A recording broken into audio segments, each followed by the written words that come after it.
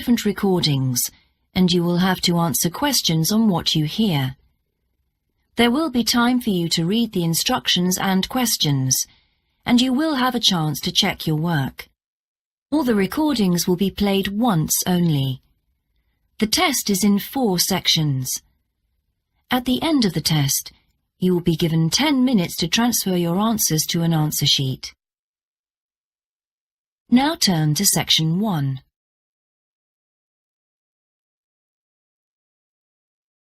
Section 1. You will hear a man telephoning to ask about a job in a hotel. First, you have some time to look at questions 1 to 4.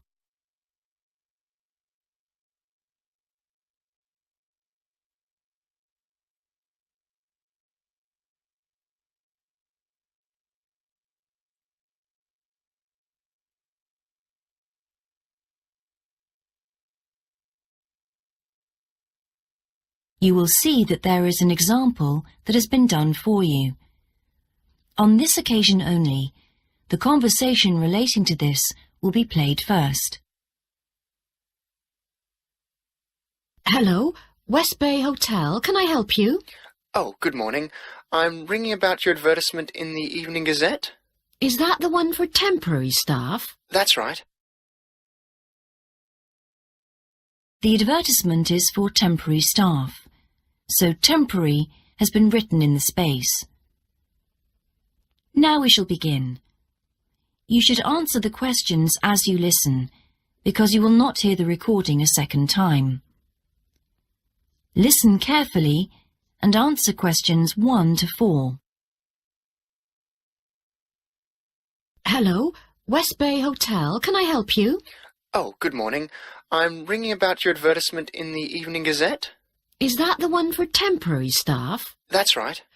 Yes, I'm afraid the person who's dealing with that isn't in today, but I can give you the main details if you like. Yes, please. Could you tell me what kind of staff you're looking for? We're looking for waiters at the moment. There was one post for a cook, but that's already been taken. Oh, right. What are the hours of work? There are 2 different shifts. There is a day shift from 7 to 2 and a late shift from 4 till 11. And can people choose which one they want to do? Not normally, because everyone would choose the day shift, I suppose. You alternate from one week to another. OK, I'm just writing all this down. What about time off?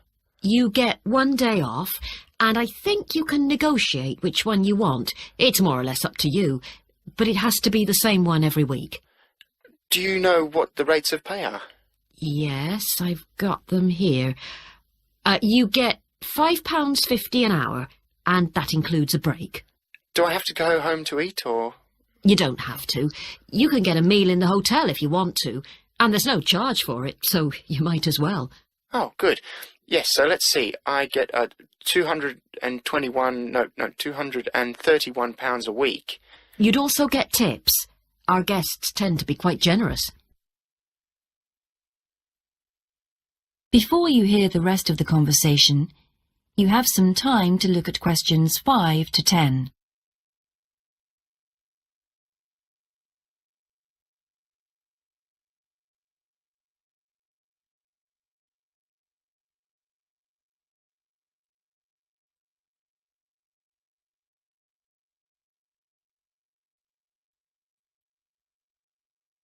Now listen and answer questions 5 to 10.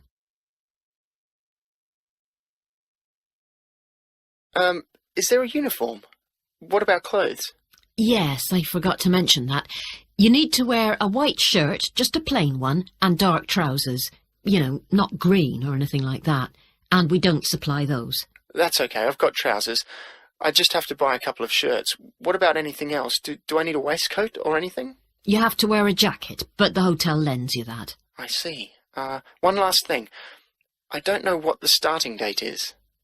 Just a minute. I think it's sometime around the end of June.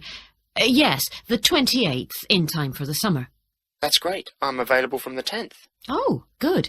Well, if you can call again, you need to speak to the service manager. Her name's Jane Irwin. That's Urwin. and she'll probably arrange to meet you. OK, and when's the best time to ring? Could you call tomorrow? She usually starts checking the rooms at midday, so before then if you can, so she'll have more time to chat. I'll just give you her number because she's got a direct line. Thanks. It's 832-009. 823-009. 832. Oh, OK. Yes, I'll do that. And by the way, she will ask you for a reference, so you might like to be thinking about that. You know, just someone who knows you and can vouch for you. Yes, no problem. Well, thanks very much for your help. You're welcome. Bye. Bye.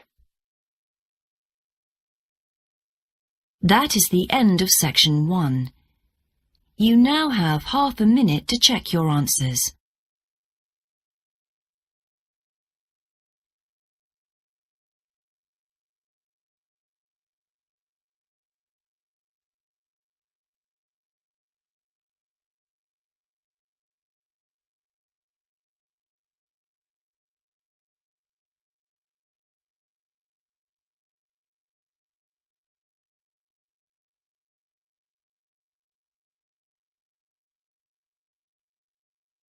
Now turn to section 2.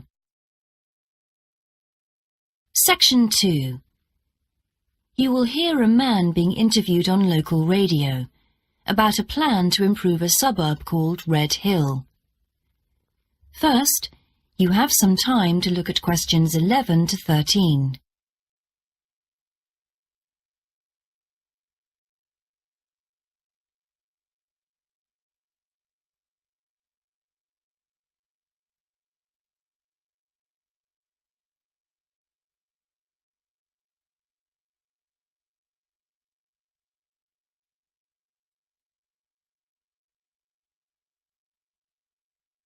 Now listen carefully and answer questions 11 to 13.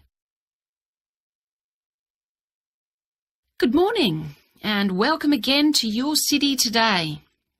With me today is Graham Campbell, a councillor from the City Council. He'll be telling us about the plan to improve the fast-growing suburb of Red Hill. Good morning, Graham, and welcome to the show. Good morning, Carol. Now, Graham, I understand that there has been a lot of community consultation for the new plan. Yes, we've tried to address some of the concerns that local groups told us about. People we've heard from are mainly worried about traffic in the area and in particular the increasing speed of cars near schools. They feel that it's only a matter of time before there's an accident as a lot of children walk to the school. So we're trying to do something about that. Another area of concern is the overhead power lines. These are very old and a lot of people we spoke to asked if something could be done about them. Well, I'm happy to report that the power company have agreed to move the power lines underground at a cost of $800,000. I think that will really improve the look of the area as well as being safer. That's good to know. But will that mean an increase in rates for the local businesses in that area? Well, the power company have agreed to bear the cost of this themselves after a lot of discussion with the council. This is wonderful news, as the council now has some extra funds for us to put into other things like tree planting and artwork. Before you hear the rest of the interview, you have some time to look at questions 14 to 20.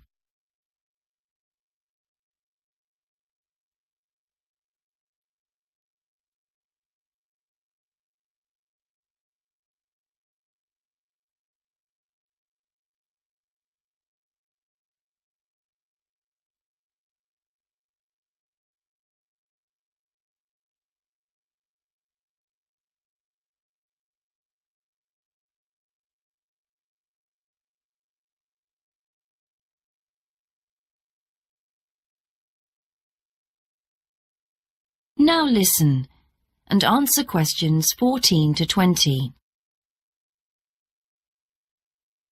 Now, we've also put together a map which we've sent out to all the residents in the area. And on the map we've marked the proposed changes. Firstly, we'll plant mature pine trees to provide shelter and shade just to the right of the supermarket in Days Road. In order to address the traffic problems, the pavements on the corner of Carberry and Thomas Street will be widened. This will help to reduce the speed of vehicles entering Thomas Street. We think it's very important to separate the local residential streets from the main road, so the roadway at the entrance to Thomas Street from Days Road will be painted red. This should mark it more clearly and act as a signal for traffic to slow down. One way of making sure that the pedestrians are safe is to increase signage at the intersections. A Keep Clear sign will be erected at the junction of Evelyn Street and Hill Street to enable traffic to exit at all times.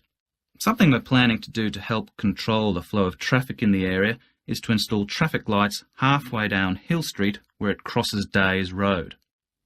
Now, we haven't only thought about the cars and traffic, of course. There's also something for the children. We're going to get school children in the area to research a local story, the life of a local sports hero, perhaps. And an artist will incorporate that story into paintings on the wall of a building on the other side of Hill Street from the supermarket. And finally, we've agreed to build a new children's playground, which will be at the other end of Hill Street, close to the intersection with Carberry Street. Wonderful. Now, what's the next stage? Well, the final plan... That is the end of section 2. You now have half a minute to check your answers.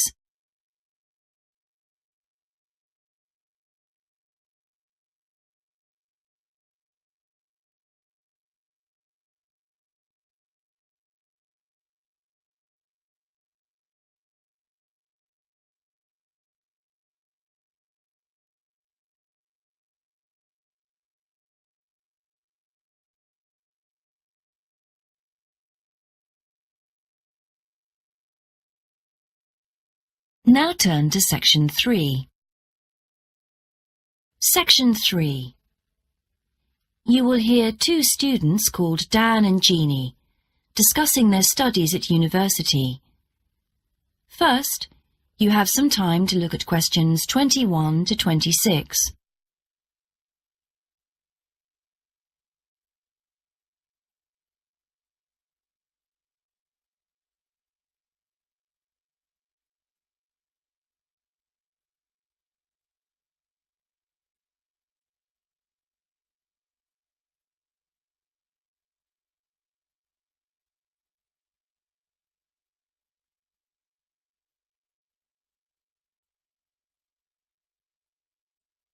Now listen carefully and answer questions 21 to 26.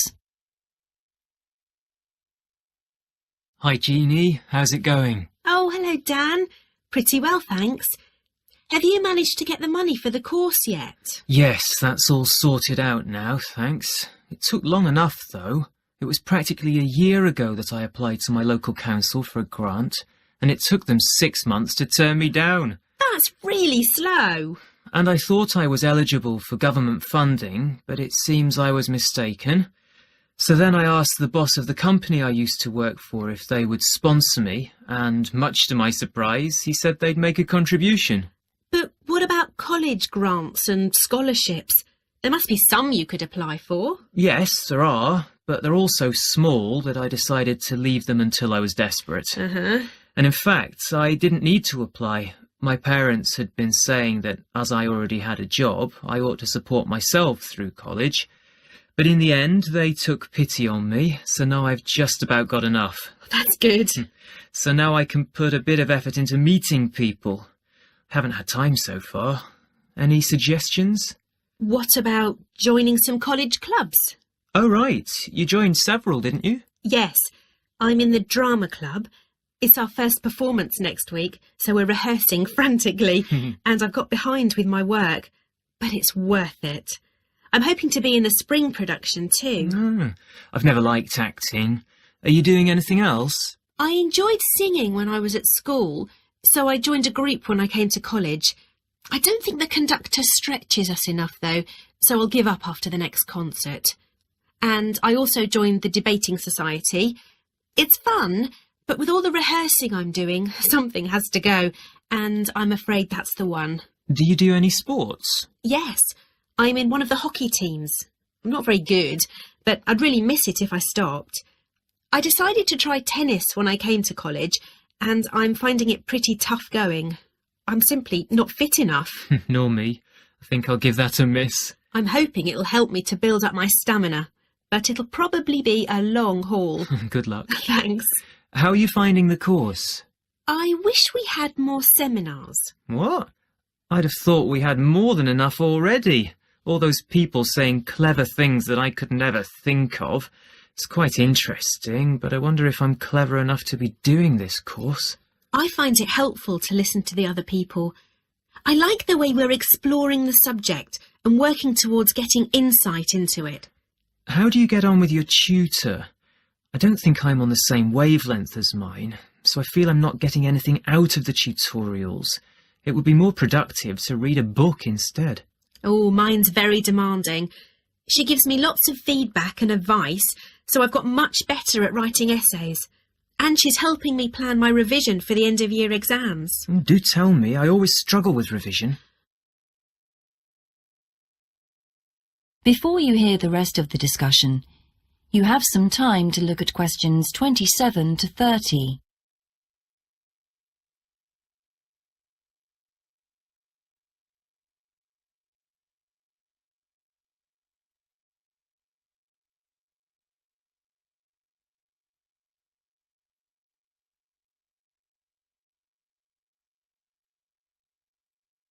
Now listen and answer questions 27 to 30.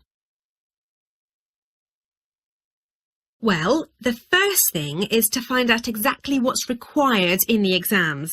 Would it help to get hold of some past papers? Yes, they'll help to make it clear. Right, I'll do that. Then what? Then you can sort out your revision priorities based on what's most likely to come up. I put these on a card and read them through regularly. Uh-huh. But that isn't enough in itself. You also need a timetable to see how you can fit everything in the time available. Then keep it in front of you while you're studying. I've done that before, but it hasn't helped me. Maybe you need to do something different every day. So if you break down your revision into small tasks and allocate them to specific days, there's more incentive to tackle them. With big topics, you're more likely to put off starting. Good idea. And as I revise each topic, I write a single paragraph about it. Then later I can read it through quickly, and it helps fix things in my mind. Oh, that's brilliant. I also write answers to questions for the exam practice. It's hard to make myself do it, though. Well, I'll try. Thanks a lot, Jeannie. That's a great help. No problem. See you around. Bye. That is the end of section 3. You now have half a minute to check your answers.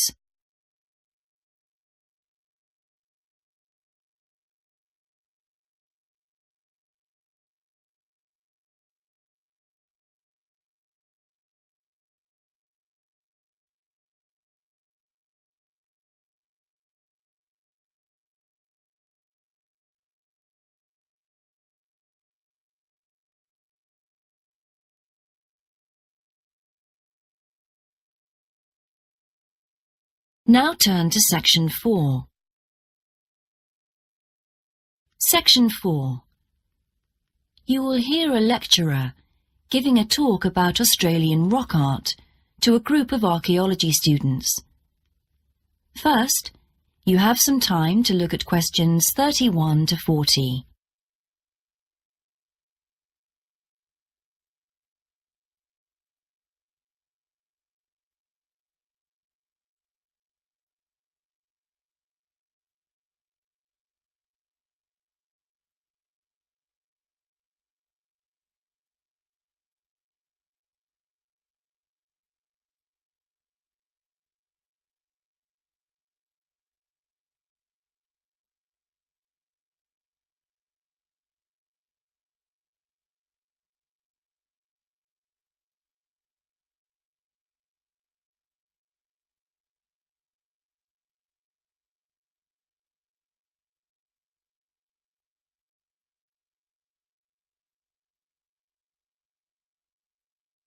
Now listen carefully and answer questions 31 to 40.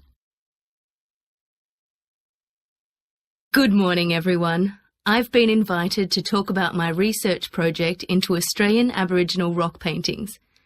The Australian Aborigines have recorded both real and symbolic images of their time on rock walls for many thousands of years. Throughout the long history of this tradition, new images have appeared and new painting styles have developed. And these characteristics can be used to categorise the different artistic styles.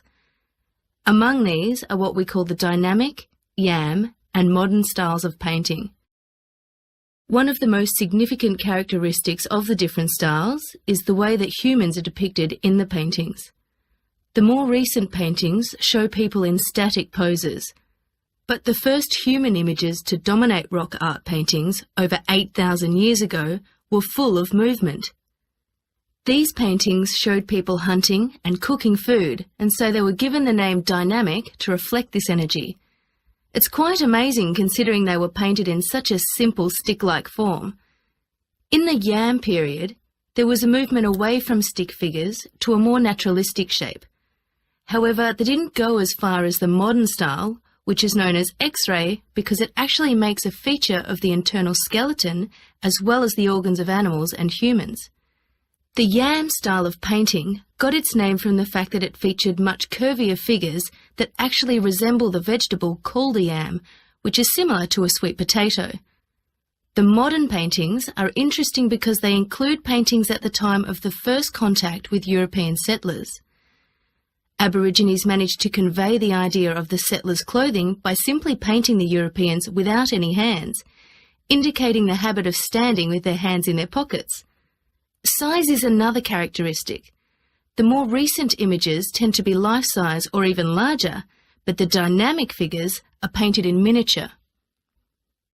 Aboriginal rock art also records the environmental changes that occurred over thousands of years. For example, we know from the dynamic paintings that over 8,000 years ago, Aborigines would have rarely eaten fish, and sea levels were much lower at this time. In fact, fish didn't start to appear in paintings until the Yam period, along with shells and other marine images. The paintings of the Yam tradition also suggest that, during this time, the Aborigines moved away from animals as their main food source and began including vegetables in their diet, as these feature prominently. Freshwater creatures didn't appear in the paintings until the modern period from 4,000 years ago.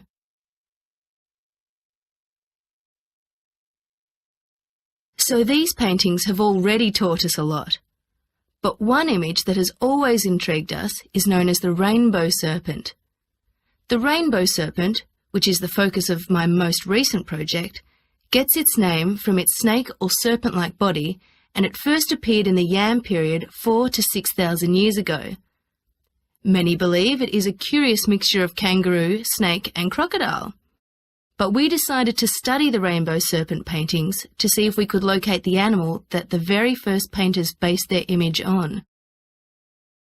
The Yam period coincided with the end of the last ice age. This brought about tremendous change in the environment, with the sea levels rising and creeping steadily inland. This flooded many familiar land features and also caused a great deal of disruption to traditional patterns of life, hunting in particular. New shores were formed and totally different creatures would have washed up onto the shores. We studied 107 paintings of the rainbow serpent and found that the one creature that matches it most closely was the ribboned pipefish, which is a type of seahorse. This sea creature would have been a totally unfamiliar sight in the inland regions where the image is found, and it may have been the inspiration behind the early paintings. So, at the end of the Ice Age, there would have been enormous changes in animal and plant life. It's not surprising, then, that the Aborigines linked this abundance to the new creatures they witnessed. Even today, Aborigines see the rainbow serpent as a symbol of creation, which is understandable given the increase in vegetation and the new life forms that featured when the image first appeared. That is the end of section 4. You now have half a minute to check your answers.